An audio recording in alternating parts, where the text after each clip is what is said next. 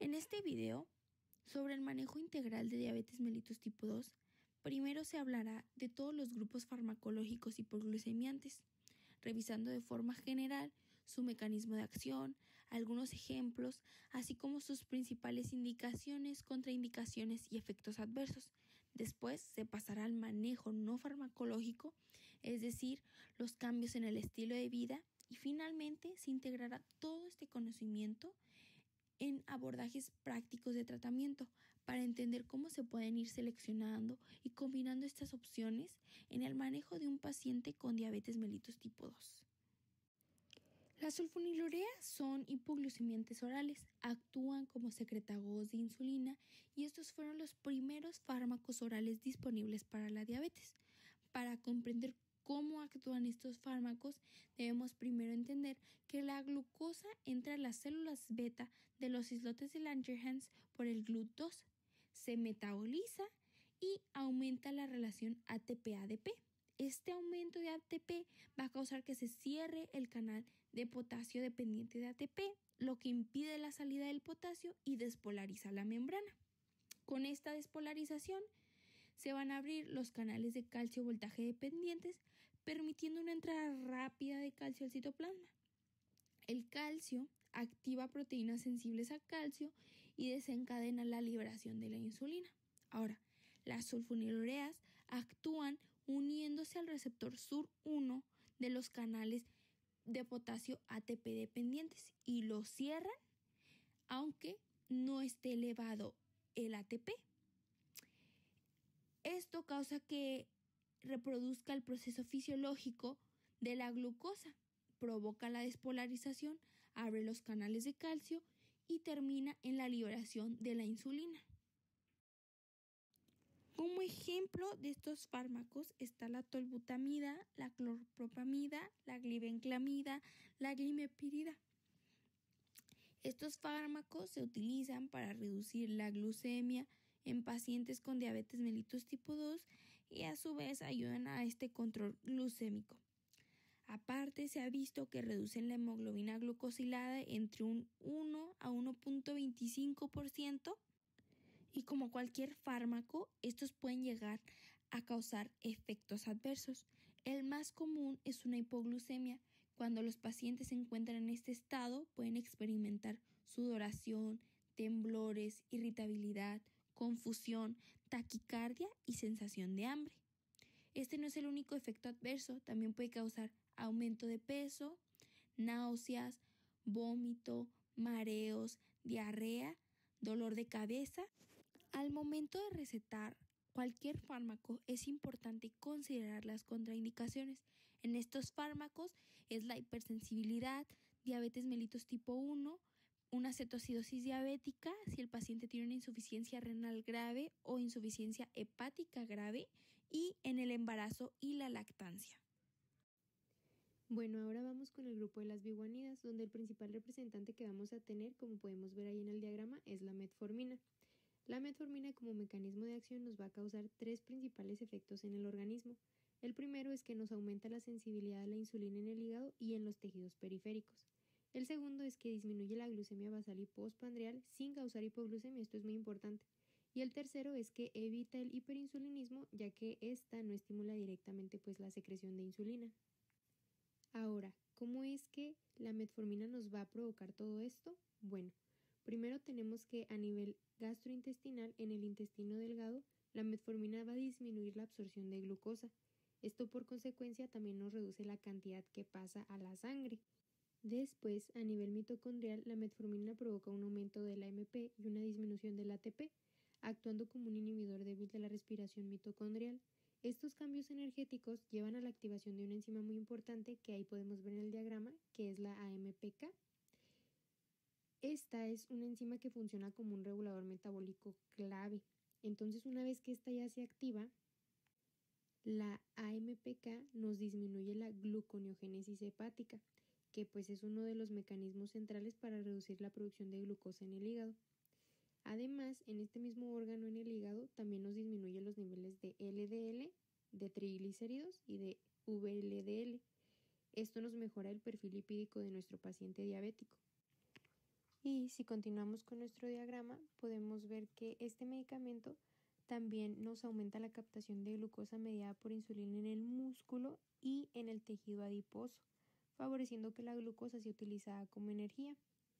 Después, ya casi para terminar, tenemos que a nivel pancreático la metformina actúa como un sensibilizador, lo que lleva a reducir la secreción de insulina, pero esto lo hace de forma indirecta, ya que únicamente disminuye la resistencia periférica. Finalmente, la suma de todos estos efectos que acabamos de mencionar resultan en una disminución global de la glucosa plasmática, que es lo que se busca con este medicamento en un paciente diabético. Una vez que ya comprendimos el mecanismo de acción de la metformina como principal bioguanida, ahora vamos a ver sus usos terapéuticos, sus efectos adversos y sus respectivas contraindicaciones. Empezando con los usos terapéuticos, la metformina es considerada el tratamiento de primera línea en la diabetes mellitus tipo 2 porque es eficaz, segura y pues tiene un buen perfil metabólico. Además, se ha demostrado que reduce las complicaciones microvasculares y existe evidencia de un posible beneficio sobre eventos macrovasculares. Un punto muy importante es que no causa aumento de peso e incluso puede producir una ligera reducción en algunos pacientes. También se utiliza para retrasar la progresión de la intolerancia a la glucosa hacia diabetes, como se ha visto en personas con prediabetes. Y pues fuera del ámbito de la diabetes tiene un uso frecuente en el síndrome de ovario poliquístico, donde ayuda a mejorar la resistencia a la insulina, la ovulación y los ciclos menstruales. Ahora, en cuanto a los efectos adversos, los más comunes son los gastrointestinales, que se presentan en un 10 a 25% de los pacientes, que son náusea, diarrea, distensión o malestar abdominal.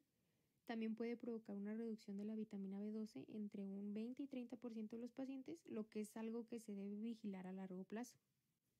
Y aunque es raro, existe el riesgo de acidosis láctica, especialmente en pacientes con factores predisponentes a esto. Y ya finalmente, en la parte de contraindicaciones, la principal para la utilización de metformina en un paciente diabético es la falla renal, porque aumenta el riesgo de acumulación del fármaco. También se recomienda suspenderla temporalmente cuando se van a utilizar medios de contraste en algún estudio de imagen o durante enfermedades agudas que afecten la perfusión. Y esta también no debe utilizarse en pacientes con falla cardíaca descompensada, en pacientes que tengan alguna enfermedad pulmonar severa, alguna enfermedad hepática grave o que tengan alcoholismo crónico.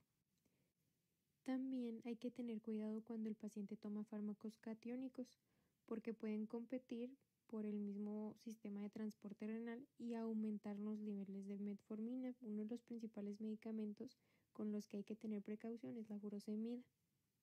Bueno, ahora vamos a hablar de los inhibidores de la alfa-glucosidasa y un poco de su historia. Primero, del lado izquierdo vemos una línea del tiempo. En los años 1960 a 1970, investigadores en Alemania y Japón empezaron a estudiar metabolitos de bacterias del suelo, especialmente estos eran del género Actinoplein. De ahí surgieron las primeras moléculas con actividad de alfa-glucosidasa. Posterior a finales del año 70, en Alemania se realizaron primeros estudios clínicos con la carbosa, derivado de un anillo de valianamina, marcando el inicio de uso clínico de este grupo de fármacos. En los años 90 se desarrollaron los aminosacáridos más selectivos, entre ellos el miglitol y la biglibosa, que amplian las opciones terapéuticas dentro de estas mismas. Y no fue hasta en 2002, en el estudio STOP-NID, se compara la carbosa versus placebo y se demuestra que la carbosa va a retrasar la progresión de la intolerancia a la glucosa en diabetes tipo 2, aproximadamente hasta un 25%, lo que le da un papel también en una prevención. Y después, hasta el 2010, se describe que los inhibidores de la alfa-glucosidasa, además de que tienen un efecto sobre los carbohidratos, también pueden ayudar a aumentar la liberación del GLP-1, lo que refuerza su impacto metabólico. Entonces, ahora del lado derecho vemos las características de este grupo, que son fármacos hipoglucemiantes orales, como los que les vamos a manejar en estas diapositivas. Actúan especialmente en el intestino delgado, a nivel de la bordura en cepillo. Van a ejercer esta inhibición competitiva y reversible de las alfa-glucosidasas como la sucrasa isomaltasa y la maltasa glucoamilasa. Y el efecto principal de estos pues va a hacer retrasar la digestión de los carbohidratos complejos, lo que hace que la absorción de glucosa vaya a ser más lenta y reduzca la glucosa postprandial. En resumen, pues los inhibidores de la alfa-glucosidasa son fármacos orales que nacen de metabolitos bacterianos, se consolidan por estudios que los lanzaron al mercado y pues hoy los usamos sobre todo para controlar los hiperglucemia postprandial. Ahora, en esta diapositiva vamos a ver el mecanismo de acción de los inhibidores de la alfa-glucosidasa. Primero, recordad que son estos fármacos orales y que aquí tenemos los principales, que es la carbosa, el miglitol y la vaglibosa. Todos ellos actúan localmente en el duodeno y en el yeyuno proximal, especialmente sobre el ribete en cepillo de los enterocitos, que es donde se encuentran las enzimas alfa-glucosidasas. Si vemos el esquema, este borde en cepillo está lleno de enzimas que normalmente terminan de digerir los carbohidratos. Y aquí van a entrar los mecanismos moleculares. La primera enzima es la sucrasa isomaltasa. Esta se va a encargar de romper la sacarosa, que es el azúcar común, y también en los enlaces ramificados alfa 1,6 del almidón. La segunda es la maltasa glucoamilasa, que va a romper los enlaces lineales alfa 1 y 4 de los oligosacáridos y de la maltosa. En condiciones normales, ambas enzimas producen glucosa libre, lista para ser absorbida por los transportadores CGLT2 de la membrana apical y luego por los GLUT hacia la sangre. Entonces, lo que van a hacer estos inhibidores de la alfa-glucosidasa es bloquear de forma competitiva estas enzimas en el borde en cepillo. Al estar inhibidas estas dos enzimas que ya mencionamos, los disacáridos y los oligosacáridos no se rompen completamente a glucosa. La absorción se vuelve mucho más lenta y con eso se reduce el pico de hiperglucemia postprandial, que es justo el objetivo clínico de este grupo de fármacos. Bueno, ahora vamos a ver estos fármacos específicos. A la izquierda tenemos la carbosa, en el centro el miglitol y a la derecha el voglibosa. A carbosa y miglitol sí están disponibles y sí se usan en la práctica clínica, mientras que la voglibosa no está disponible ni en México ni en Estados Unidos, pero la mencionamos porque aparece en la literatura como el inhibidor de la alfa-glucosidasa. En la parte inferior izquierda están los efectos adversos más importantes. Aquí lo que quiero es que se queden que casi todos son gastrointestinales. Las flatulencias, la distensión, el dolor abdominal, diarrea y que son muy frecuentes y que suelen limitar las dosis. Además, se ha descrito una elevación leve de las transaminasas. Puede ser un poco común y generalmente dosis dependiente, por lo que en tratamientos prolongados se recomienda vigilar la función hepática si usamos dosis altas. Y del lado derecho están las contraindicaciones principales. Pacientes con enfermedad intestinal crónica, como la enfermedad inflamatoria intestinal, colonopatías o síndromes de mala absorción. Situaciones del ilion o obstrucción intestinal o antecedentes de cirugía intestinales extensas donde no queremos retrasar aún más el tránsito ni la digestión. Y por último, la insuficiencia hepática grave, donde se prefiere evitar estos fármacos por el riesgo de alteraciones adicionales en enzimas hepáticas. En resumen, la carbosa y el miglitol son los realmente muy usados y pues dan muchos efectos gastrointestinales y pueden estar contraindicados pues en patologías intestinales importantes y pues en insuficiencia hepática severa. Las glinidas son un grupo de fármacos utilizados para el tratamiento de la diabetes. Estas son secretagogos de insulina de acción rápida y de corta duración y son utilizados en el tratamiento de la diabetes mellitus tipo 2.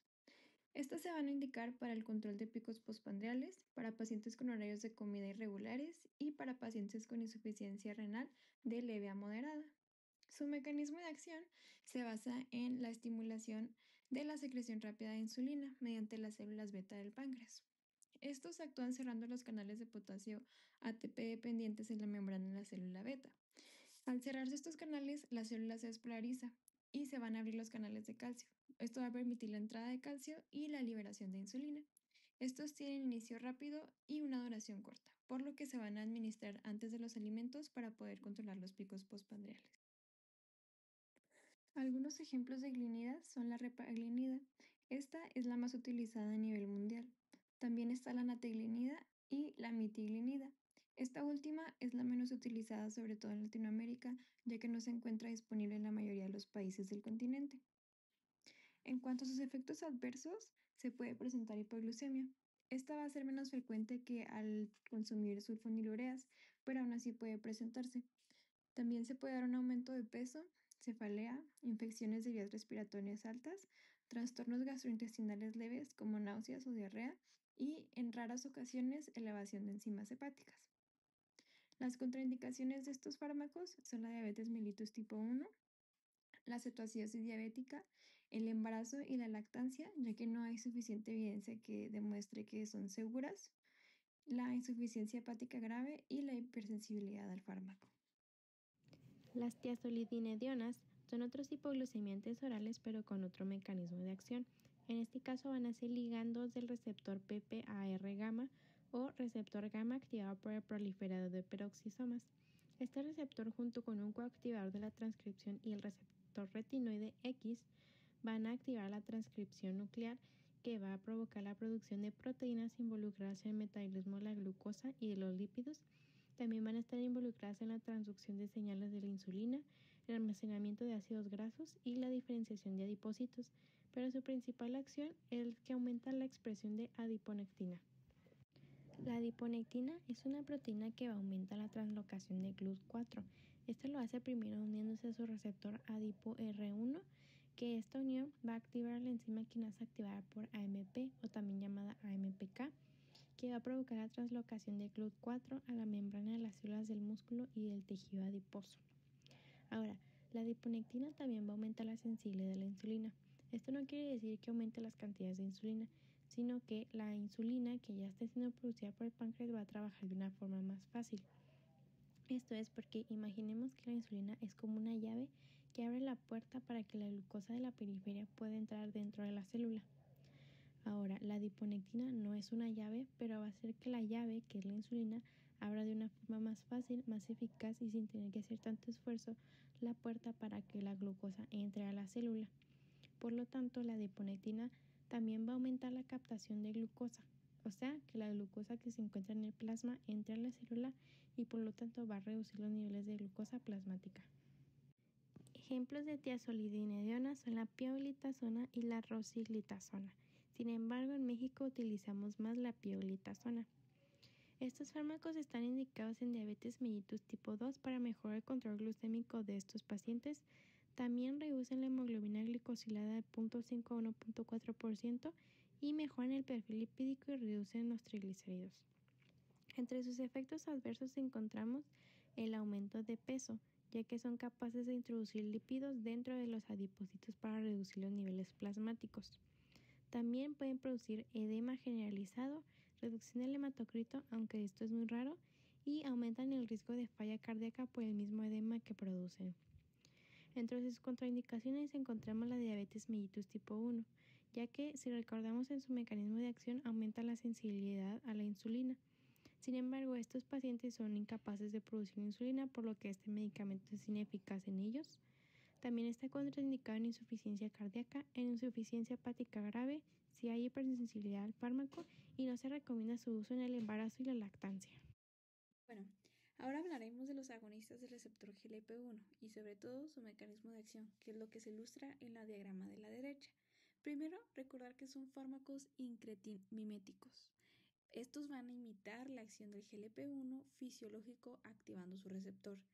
Clínicamente lo usamos en diabetes tipo 2 porque disminuye la hemoglobina glucosidasa y favorecen la pérdida de peso, y algunos están aprobados solo para la obesidad sin diabetes.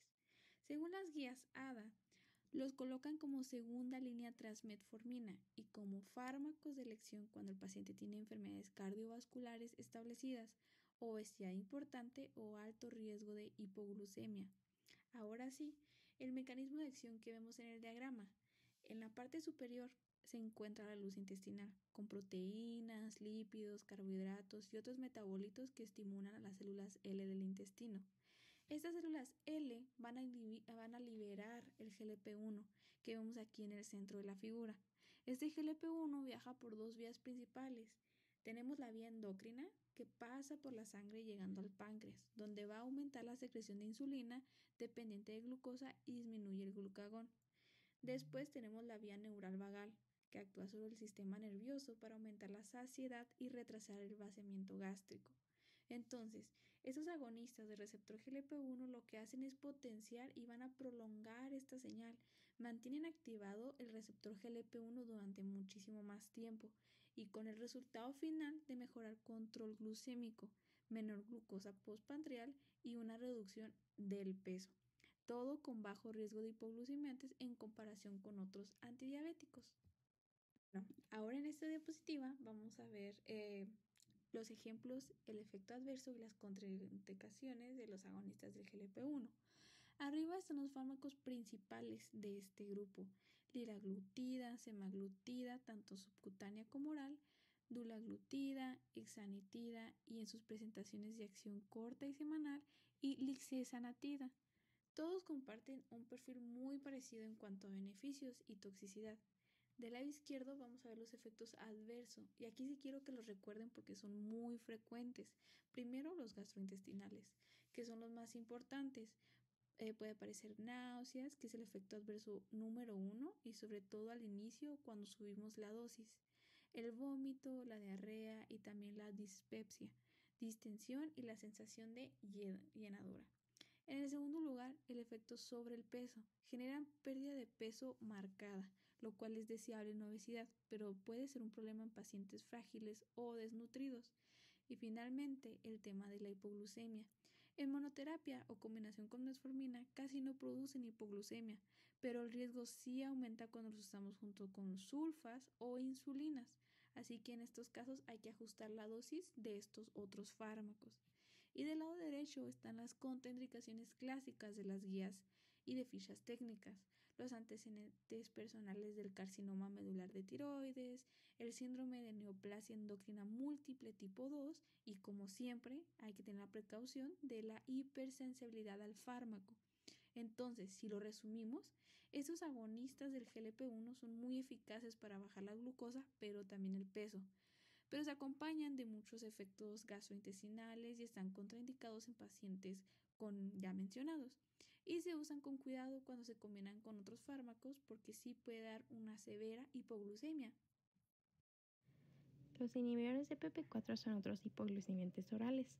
La DPP4 o dipeptilpeptidasa 4 es una enzima que degrada a las hormonas GLP-1 o péptido similar al glucagón 1 y a la hormona GIP o péptido inhibidor gástrico.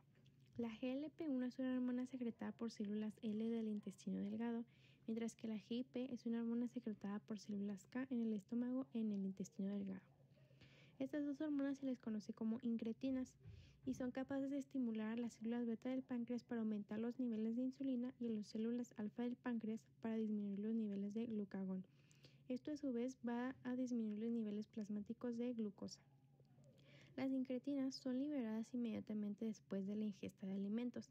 Sin embargo, la enzima DPP4 también las degrada rápidamente. Por lo tanto, estos fármacos, al inhibir esta enzima, van a permitir que las incretinas aumenten su tiempo de acción y a su vez potencien su efecto hipoglucemiante. Entre ejemplos de inhibidores de PP4 encontramos a la sitagliptina, saxagliptina, linagliptina y alogliptina.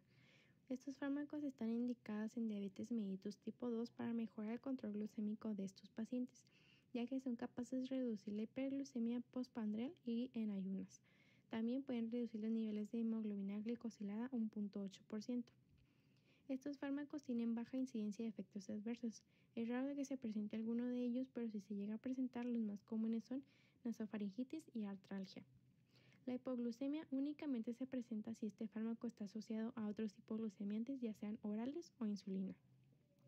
Entre las contraindicaciones encontramos a la diabetes mellitus tipo 1, ya que su mecanismo de acción es dependiente de insulina, por lo tanto no se debe dar en esta patología. También está contraindicada en cetoacidosis diabética si hay una hipersensibilidad al fármaco y no se recomienda su uso en embarazo y lactancia. Ahora tenemos a los medicamentos inhibidores del SGLT2. El SGLT2 es un cotransportador de sodio y glucosa ubicado en los primeros segmentos del túbulo proximal y es el responsable de reabsorber la mayor parte de glucosa filtrada por el riñón. Ahora vamos a comenzar con lo que es el mecanismo de acción de estos medicamentos. Todo comienza cuando la glucosa es filtrada en el glomérulo hacia el túbulo renal. En el túbulo proximal existen dos sistemas de reabsorción. El primero es el SGLT2, que se encuentra en los segmentos S1 y S2, y este reabsorbe hasta el 90% de la glucosa que se filtra. Y el segundo es el SGLT1 en el segmento S3, que se encarga del 10% restante.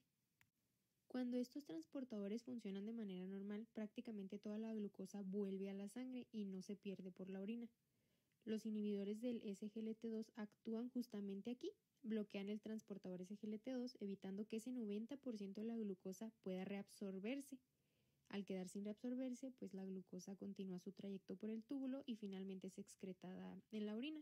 Este aumento en la excreción urinaria de glucosa ayuda a reducir los niveles de glucosa en la sangre y lo hace de una forma independiente de insulina. Y este básicamente pues es el mecanismo fundamental de los inhibidores del SGLT2. Dentro del grupo de los inhibidores del SGLT2 tenemos a la dapaglifosina, la canaglifosina y la empaglifosina, que son los principales representantes utilizados durante la clínica. En cuanto a sus usos terapéuticos, estos medicamentos se utilizan para el tratamiento de la diabetes mellitus tipo 2. Pueden emplearse como monoterapia, donde logran una disminución de la hemoglobina glucosilada aproximadamente del 0.7 al 1%, y también pueden usarse en combinación con otros antidiabéticos o incluso con insulina, donde ofrecen una reducción adicional de alrededor del 0.5 al 0.7%. Además, existen presentaciones de combinación fija, tanto con metformina como con inhibidores del DPP4, lo que pues facilita el tratamiento de algunos pacientes. Pasando a los efectos adversos, los más frecuentes son los relacionados con el tracto urinario, debido al aumento de la glucosa en la orina, como ahorita lo vimos en el mecanismo de acción. Pueden aparecer infecciones urinarias bajas, también pueden aparecer infecciones micóticas genitales. Además, producen una diuresis, lo que puede llevar a una hipotensión, esto especialmente en adultos mayores, así que en este tipo de pacientes hay que tener eso en cuenta. Otro punto importante es que su potencia puede llegar a disminuir de 40 o incluso hasta el 80% cuando el paciente, además de la diabetes por la cual se le va a dar este medicamento, tiene una enfermedad renal. Esto es principalmente porque pues depende de la filtración de glucosa para poder funcionar este tipo de medicamentos. Otro punto muy importante es que la FDA ha emitido una advertencia sobre un posible aumento del riesgo de fracturas y también se han descrito alteraciones del metabolismo mineral, incluyendo cambios en lo que es la hormona paratiroidea y en la vitamina D.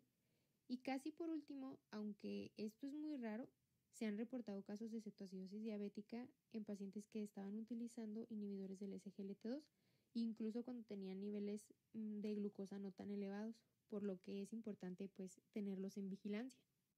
Y ya finalmente las contraindicaciones incluyen la hipersensibilidad a este tipo de fármacos, que el paciente tenga antecedentes de cetoacidosis diabética. Estos también están contraindicados en enfermedad renal avanzada. De acuerdo con las guías ADA y FDA, no deben iniciarse si la tasa de filtración glomerular es menor a 30. Y básicamente estos son los puntos clave sobre los usos, los efectos adversos y las contraindicaciones de los inhibidores del SGLT2. Importante mencionar que en la diabetes mellitus el más utilizado es la dapaglifosina.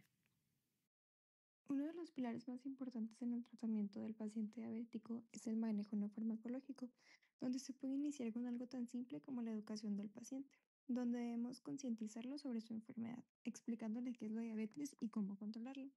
Así también enseñando los procedimientos de monitoreo como la toma de glucosa capilar, el reconocimiento de síntomas de alarma como los de hipoglucemia y hiperglicemia y la importancia de la adherencia al tratamiento médico.